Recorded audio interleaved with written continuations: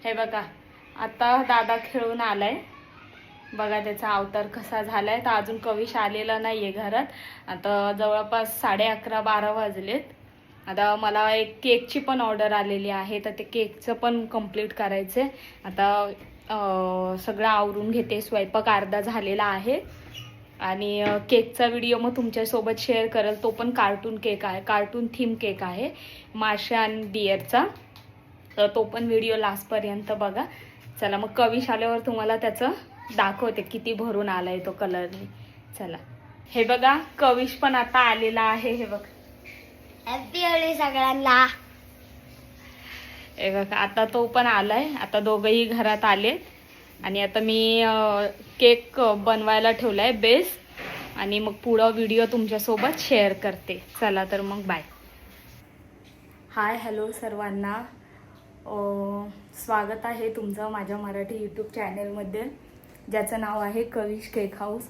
तर आज मला परत 1 किलो चॉकलेट फ्लेवरची केकची ऑर्डर आलेली आहे. आणि तो कार्टून थीमचा हे आपला कार्टून कोणतं ते बियर, माशा द बियर, तो थीमचा केक आहे. तर मी क्रम कोट वगैरे सगळं करून ठेवलं आहे. जर तुम्हाला बघायचं असेल तर कसं क्रम कोट करते, काय म्हणजे चॉकलेट किती वापरते, तर माझे याच्या मागचे व्हिडिओ आहेत ते तुम्ही बघू शकता. आणि म्हणजे क्रम कोट वगैरे करून ठेवली. तो व्हिडिओ नाही घेतला कारण म्हटलं तुम्ही पण बोर होऊन जाल सारखे सारखे तेच व्हिडिओ बघून. तर मी आता फायनल फिनिशिंग करायला घेते, तुम्हाला दाखवते कसं केले कसं नाही. आणि ह्याही केकमध्ये मी भरपूर असं चॉकलेट गनाश आणि चोको चिप्स वापरलेले आहे. तर व्हिडिओ लास्टपर्यंत बघा. जर नवीन असाल तर माझ्या चॅनेलला सबस्क्राईब करा.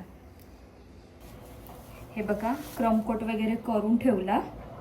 आता हे पण फायनल फिनिशिंग करायला घेऊया. ह्याला ना थोडंसं क्रीम कमीच लावायची, कारण की ह्याच्यावर म्हणजे वेगळी डिझाईन आहे. तर मी तुमच्यासोबत शेअर करते व्हिडिओ लास्टपर्यंत बघा. हे बघा, आता थोडीशी फक्त म्हणजे असं थोडीशीच क्रीम लावून घ्यायची, जास्त नाही, कारण की ह्याच्यावर आपल्याला पूर्ण फुलं काढायची आहेत ना.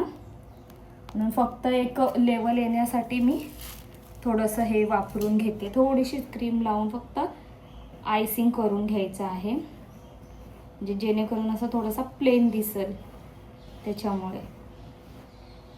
हे बघा, असं पूर्ण केकला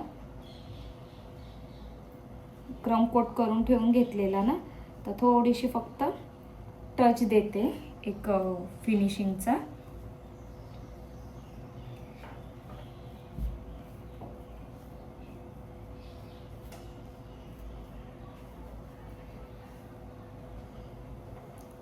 कारण ह्याच्यावर सगळे इथं फ्लावर्स येणार आहेत ना, मग त्याच्यामुळे प्रॉपर नाही केली तरी एवढं हे नाही होत. पण ते कसं थोडंसं फिनिशिंग असली ना तर केक पण दिसायला ॲट्रॅक्टिव्ह दिसतो ना, म्हणून मी थोडंसं असं प्लेन करून घेतलं.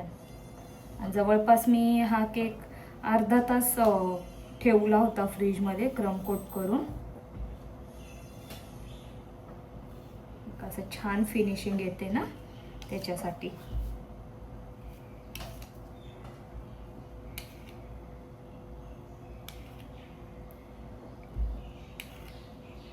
टॉपला पण छान प्लेन करून घ्यायचा.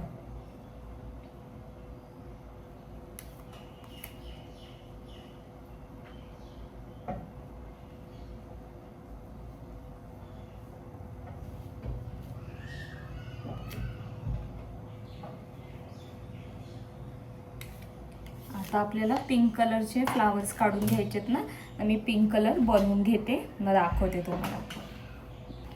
हे बघा, अशी मी पिंक कलरची क्रीम तयार करून घेतली आणि फ्लावरचं नोझल ह्याच्यामध्ये टाकून घेतलेलं आहे.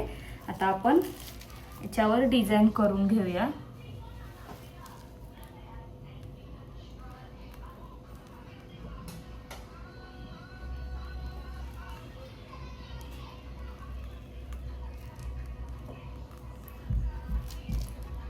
खूप छान दिसतो केक. मी असा केक पहिल्यांदाच ट्राय केला आहे, म्हणजे जवळपास 3-4 वर्षापूर्वी असा ट्राय केला होता मी.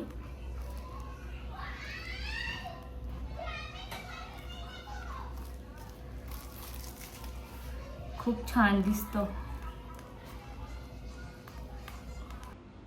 हे बघा अशा पद्धतीने मी टॉपर काढून आणले होते. ते कट करून आणि ह्याला स्टिक लावून घेतलेले आहे. आता हे केकवर लावून घेते. हे बघा अशा पद्धतीने मी केकवर लावून घेतलेले आहेत हे टॉपर.